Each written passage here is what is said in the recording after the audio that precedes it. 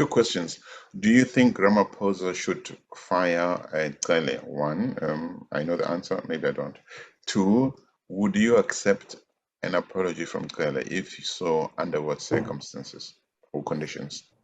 Yes, of course. And in fact, I'm open for discussion with Cele as well. If there is ever a discussion, I would encourage it to be a public discussion. I think it's crucial that more public discussions are held. As I said earlier, this whole closed door things is an atrocity. So that's the first point. The second one is that yes, he should be sacked, but I'm guessing Ramaphosa should follow suit as well. So I think maybe the two can go on pension together. Maybe they can go farm some cattle, you know.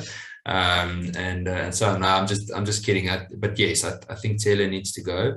I think he should have been fired a long time ago. I think he's done immense damage to the South African police service as a whole over the past 10 to 15 years, from when he was the national commissioner and came back as the minister. And I think he's absolutely no good to the system. Okay, our time is almost done. Just two more questions. One, I know that you've said many times that you're careful not to get involved in politics, and you're almost apologetic about speaking to say Helen Cele or to what's his JP Smith.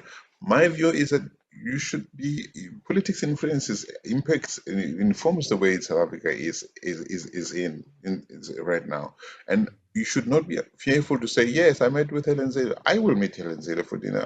The fact that people would love to hate Helen Cele doesn't mean that a lot of the things that she says are not right. You know, they just don't want to hear them. People just want to hate her, to disagree with her before she opens her mouth. It doesn't mean that I will agree with her on everything. I like JP Smith. I think he's a very effective guy. I know, but I also know that some people hate him. But I'm not going to like or dislike South Africans on the basis of their skin color or what political party they come from. I like there are people from most political parties in South Africa. There are political parties, of course, I don't speak to. But anyone who puts South Africa first, who wants South Africa to work, irrespective of what color they speak, we should work with them. Yeah. So firstly, I might add that I really enjoy Helen Cele's company and speaking with her. And it's not that I'm apologetic about it. I just think that I'm careful that people don't think that that's all that we're busy with, because our core business is really looking for justice on ground level. So that's what we do, and that's what Action Society focuses on, and that's something that I feel strongly about. And I'm always, I always say to people, I never want people to get the impression that I'm busy just doing a talk shop, because that's not the case. But for example, this past week, I was called by many political leaders from different parties, giving me open support. And for example, the DA even I saw released a small poster saying that they stand with us. Cele needs to go, and so on and so forth. And I'm grateful for that.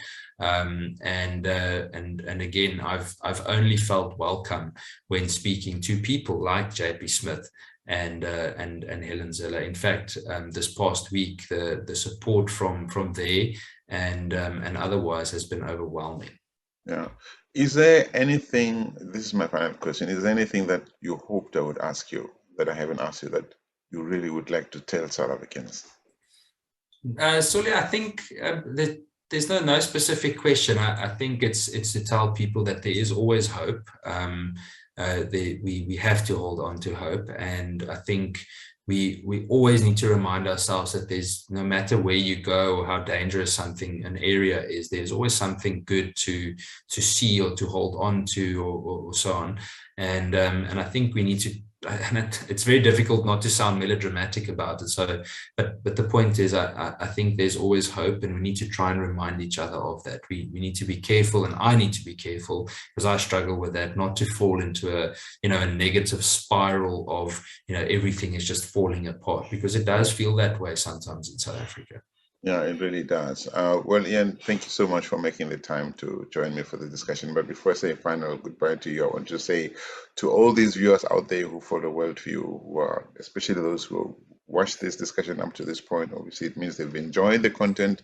I would like you to please continue supporting this platform, share it widely on your social media. If you feel that you can support it, you can email us at worldview.help@gmail.com.